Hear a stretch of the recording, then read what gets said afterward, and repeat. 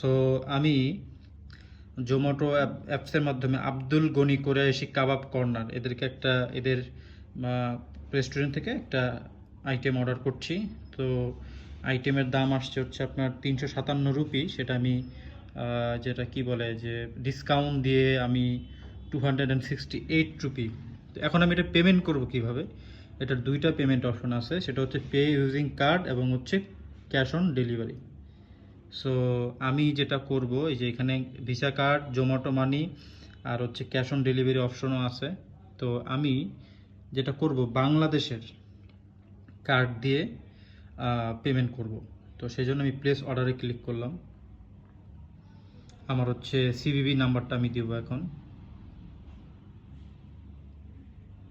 CVV নাম্বারটা দেওয়া শেষ। তারপরে যেটা হবে সেটা হচ্ছে যে পেমেন্ট গেটওয়ে